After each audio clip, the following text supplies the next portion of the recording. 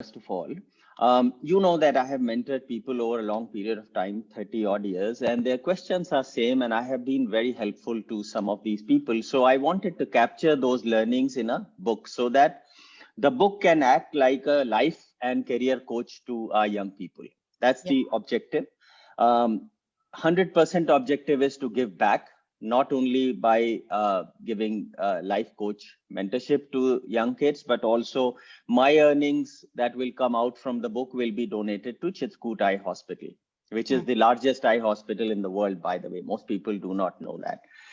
It's in Chitkut, 1,000 people, so 1,000 surgeries a day. Okay. So it will act as life coach and career coach. It First chapter is about being goal driven, and it talks about how to set up balanced goals. Then it goes into career choice and career goals. Then it goes into the skills that will help you achieve those goals, which are passion, excellence, leadership, mentorship, etc.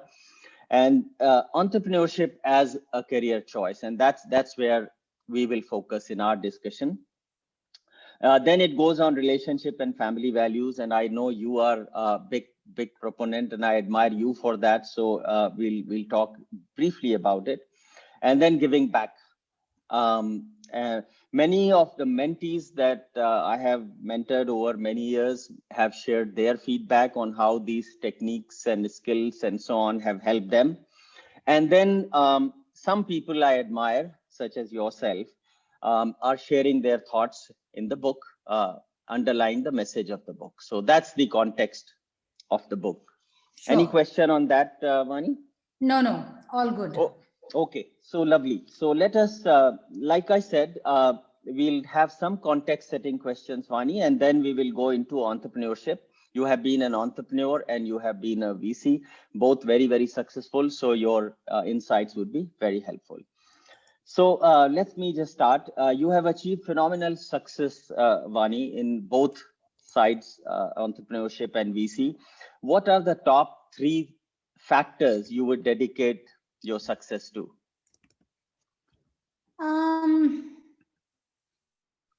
What are the top 3 things that I would dedicate my success to? I think that answer, Vivek, I think changes with time only because, not because the conditions change, but our maturity changes. Correct. Okay. Today, when I look back to success, I think there are many people, knowingly or unknowingly, that contribute to it. Correct. So to answer it with, it's my hard work, it's my focus, it's my, whatever.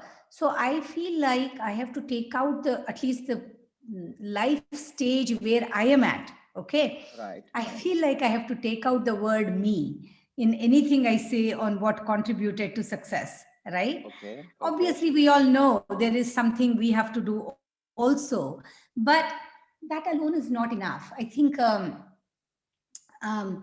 if I have to pick 3 in the state of mind, as in stage of life I am, I feel that my parents had a relentless commitment to their children's education. Okay. Mm-hmm. Now, I cannot imagine in a different circumstance whether I would have still had the fundamentals to achieve or not. So that's one, Okay. Education. Yeah, education, but really, from a parental commitment to education. Correct. Second, very serendipitously, meaning that it's not with some grand design, I ended up in the valley. So the environment around you, satsang, they say, okay, you're influenced by the environment around you, and more so than we think, and so we should seek that out more thoughtfully. But often we don't necessarily, So it's not that I sought out. That's what I mean, Silicon Valley with any grand plan, but being there put me in this direction of entrepreneurship and lifelong quest for learning, because everything is changing, everything is new, you can't be in your comfort zone, and these are core, I would say, not even habits, core lifestyle of constant learning and stimulation of learning that I think with Silicon Valley, which allowed me to continue to grow and not stagnate. Okay. So ending up in the valley. Then third would be, you know, mentors and early believers. Okay. And that's what maybe even mentors I would put into the category of early believers. I think you have to create early believers, and they believe in you because they see something intangible. It's not your pedigree, it is not obviously your bank balance, it's not even, you know, your beyond your education, whatever. They see something in you and they encourage you, and they are there to sometimes show you a better mirror than you can see yourself. Okay. Correct. And because we all have self-doubts at times, and, you know, of course, when we are charging 100% with our focus, all of those are okay. I mean, but I think early believers in any vision you have, like, for example, when I was even coming back to India, one could say by then I was already successful, you could say. But, you know, a lot of people said, this is not going to work. Well, you know, it's you're, you know, moving your family is not going to work. You know, venture capital is not going to work. But then there are some early believers that say, hey, that's interesting. I see why you would succeed. So sometimes we need that early believer goodwill and that energy to succeed. So these are very general things. So I would say that. Now, if I have to take specific things, I think, you know, the deep analytical training I received through math and engineering and then computer science, I think has created an embedded ability to problem solve. Okay. That's one hard skill. So what I talked before, the three are, you know, life, you know, situations. But hard skills, I think deep analytical skills that are there. And then the second is being able to take risk, not to be afraid of take risk, not to be afraid to fail, meaning that, you know, you have to be able to see a future that's worth pursuing, even if there is a chance that it won't work. So being able to take that risk taking, which I think is also, you have to think of it as a skill. It is not just and skill doesn't mean you jump from a plane without a parachute. You take calculated risks. Okay. So risk taking is about being able to take calculated risk. And then third would be to always keep long-term focus in every decision you make. There may be some short-term compromises or setbacks or give-ins that you have to do, but always keep the longer-term goal in mind, and then what decisions you need to make in the short term become more obvious. I think those would be three more harder skills that have been important to me. Very insightful answer. Both I like the first three and the second three. I think lovely. Were you goal driven from youth, Vani? If not, when did you first set some goals for yourselves? I think I was both goal driven and not goal driven, in the sense that, you know, I think I always had, I want to do well in math, or I want to go do engineering, or, you know, I want to learn this. So they are all more near-term achievement goals. And I think I always had that very clear. Right? And my learning goals, but not outcome goals, right? So I want to be a CEO. So that's so not a goal like that, right? But very near-term goals. So it's a sort of like, I'll tell you, I went hiking in Bhutan 3 years ago. I always wanted to go, so I went a little late, and we were doing a few tough hikes, okay? And I hadn't really even trained as much. So later, the guide said, you know, I saw something in you. You must do yoga. I said, yes, why? He said, you know, you just keep taking, the only way you have been able to do this every day is you take deep breath and you put one foot and another foot and another foot. Okay. So that's also a goal. Let me walk 10 steps can be a goal. If you say, let me climb the mountain, it might feel daunting, but it's okay. You can say, if the mountain got very steep, I would say, I will do 20 steps and then I'll pause to take a breath.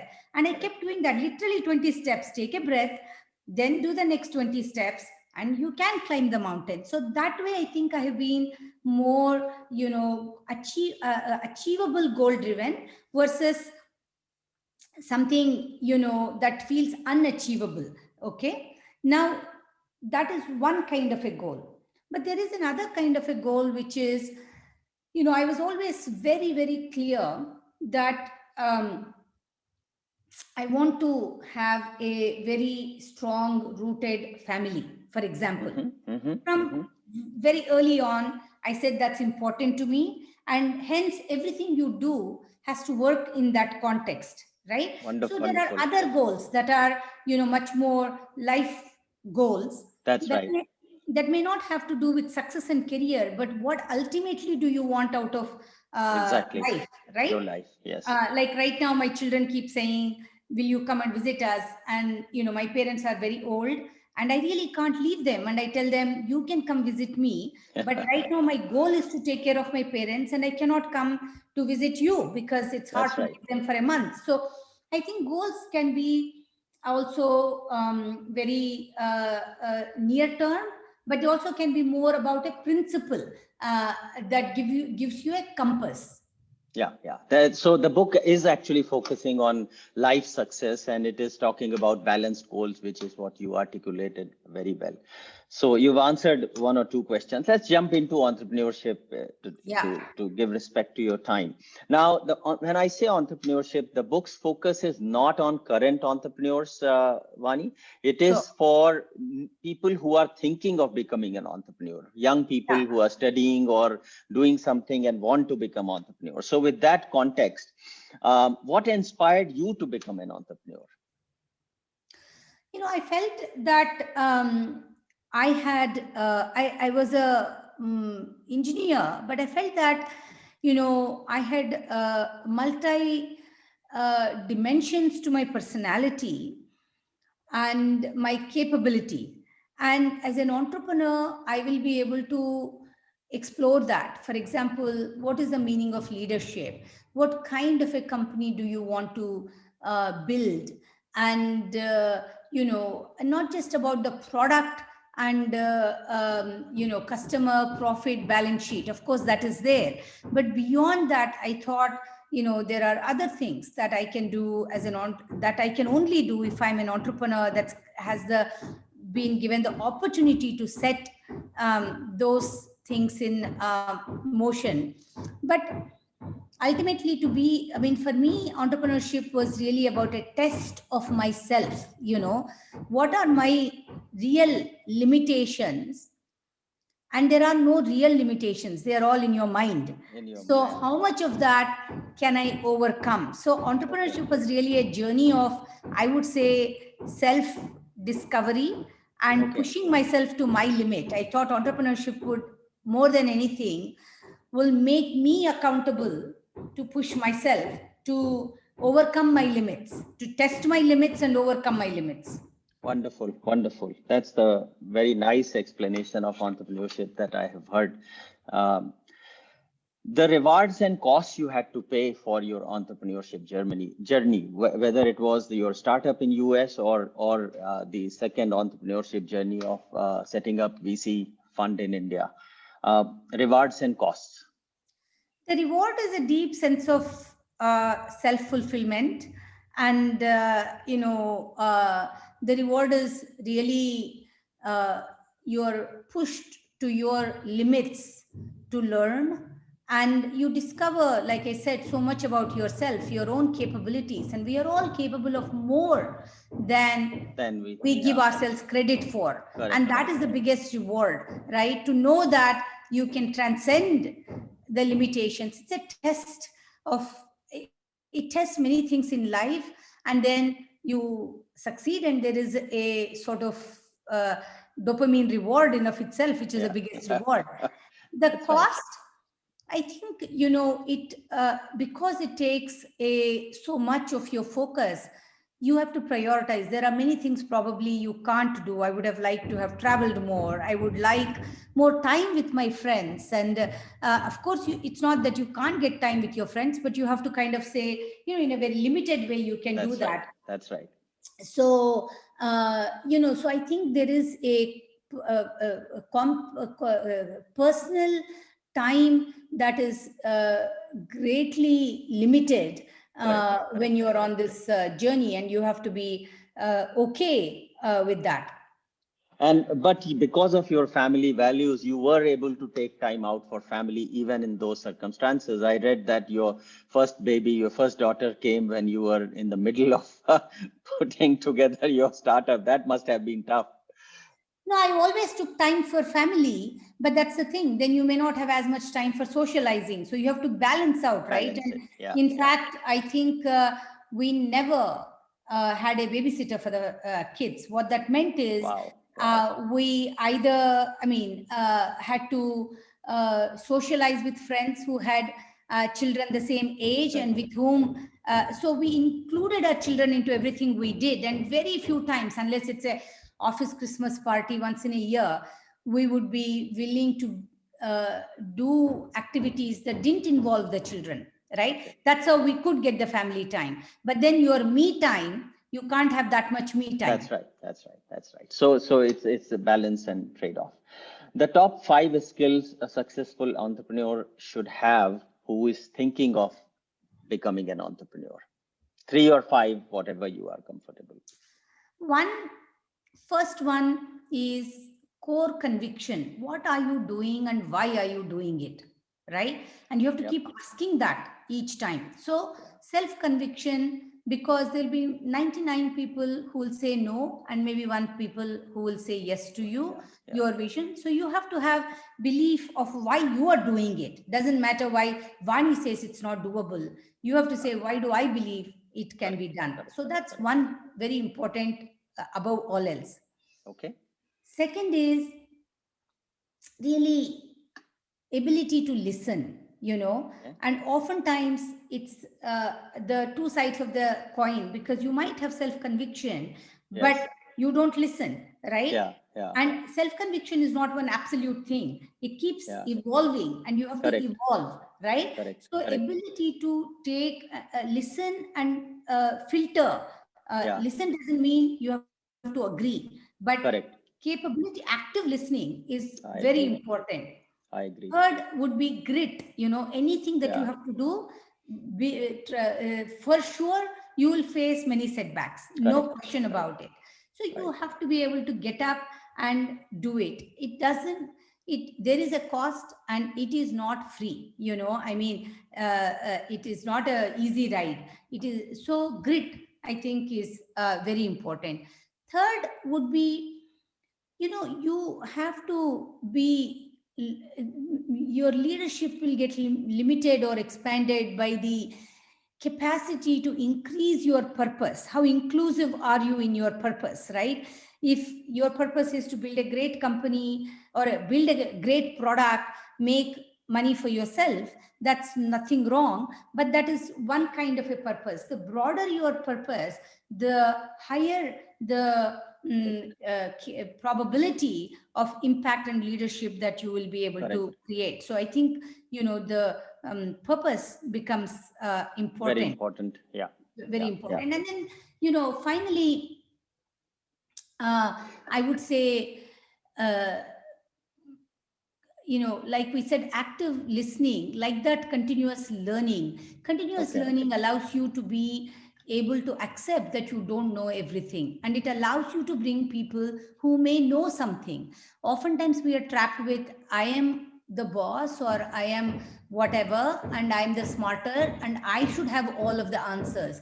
If you start with continuous learning, you know that you don't have all of the answers. You will never have all of the answers. Correct. Nobody can have that. Yeah. Wonderful.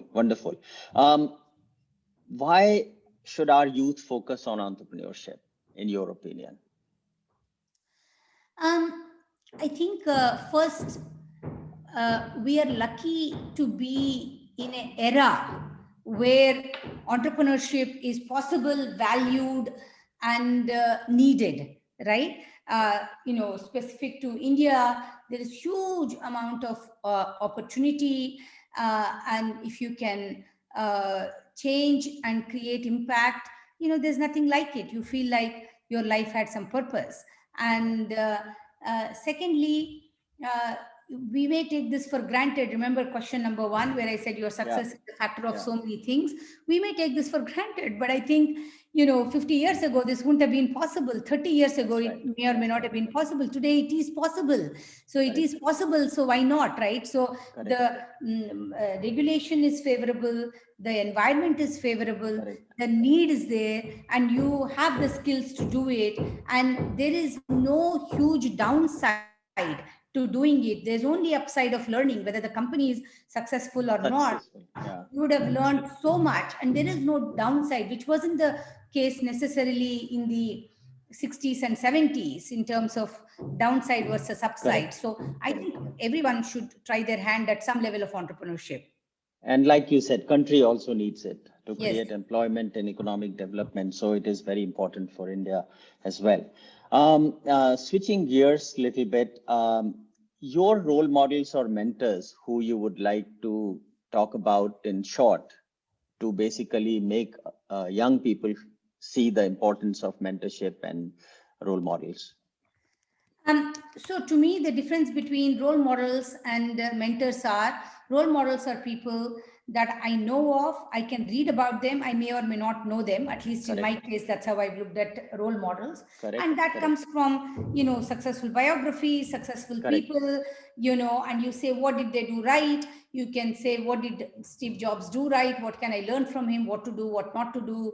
Bill Gates or Bezos or whatever. You may not know them, but you can learn what they've done. So that's to me a role model. And to me, I have always been intrigued to read biographies from a very young age. It could be in any arena, but a biography, helps you understand how a person went about thinking, and it provides you a reflective mirror to say, oh, that's interesting, I could do that, or that's a problem, so I think I really shaped myself through the reflective mirror of many role models. So I probably would have read 500 if not more biographies. So I look at, like, for example, I was just talking to someone about Shoe Dog that Phil Knight wrote, and so on and so forth, right? So I like to read biographies now also. Now mentors are people that are close to you, or aware of the situation, aware of the context of your industry, your role, and so forth. Now, I haven't, and I've had many mentors, right? And mentors keep evolving. Okay, sometimes mentors can be lifelong, but sometimes mentors can be situational. Like when I first started out, the core people at TAI, like Suhas and Satish and Prabhu and all these people, were willing to give me time and help me grow. Sometimes it was like meeting me every week to say, okay, what's the question you have? And let's help you answer, just because they were vested into helping an entrepreneur succeed. Now, there are women that helped me from mentorship, but mentorship is an ongoing thing, and so even today I have one or two people that I will go to that mentor me in how to think next about building my firm. So choose mentors that you trust. That's the most important thing. And they must have some context. And the last criteria is you permit them, and they also give you absolutely candid opinion, whether that's palatable or not. Both have to be willing to do that. You have to, of course, be willing to receive it, otherwise they can't give it to you. And they have to be vested into you to be able to tell you something that you may not like. I agree. Yeah. Their job is not to just tell you what you want to hear. Their job is to tell you what they believe in and what will help you. Wonderful. And that is the role of mentors and role models. Um, uh, One question you briefly covered, Vani, relationship and family values. And I know you personally, and I know your daughters, and so I know how important it is for you. But could you share an example where, in the interest of family, you traded off some other life goal to make sure that family has higher priority than some other goals you had? And an example would be very helpful. So when I sold my second company, and I didn't know what I was going to do next, right? And so there were different offers that came my way and all of that.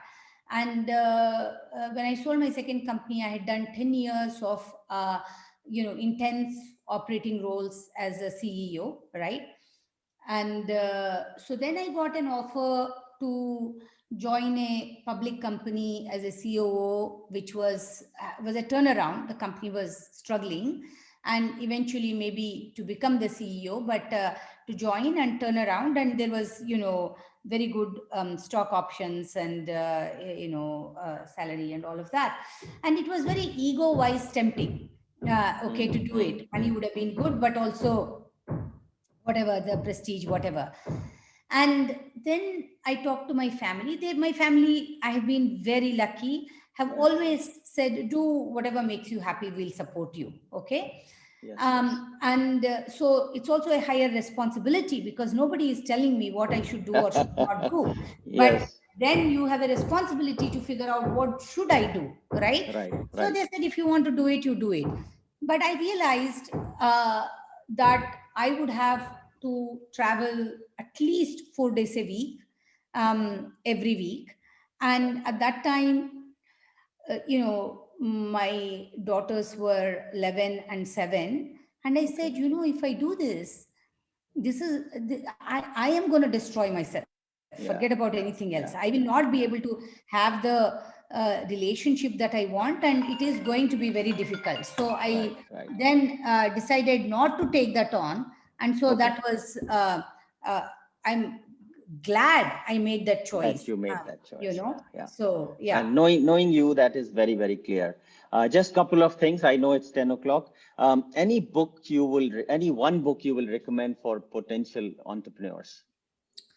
Lots of books, because I read all the time. I will say one thing. I read a lot of biographies, like I already told you. Okay. I'll tell you what I'm reading right now. It's a big book, so it has been taking me time to finish it. I'm reading The Promised Land by Barack Obama. Obama. Okay. And not so much that it's a book I would recommend, as in, of course, it's a great book, but I would say read about, people are out there offering you wisdom, telling you what they did right, what they did wrong in life. So read biographies, and I learn a lot from that. But right now I'm reading this book. I think there's a lot to think about in his story. So, yeah. Okay, lovely.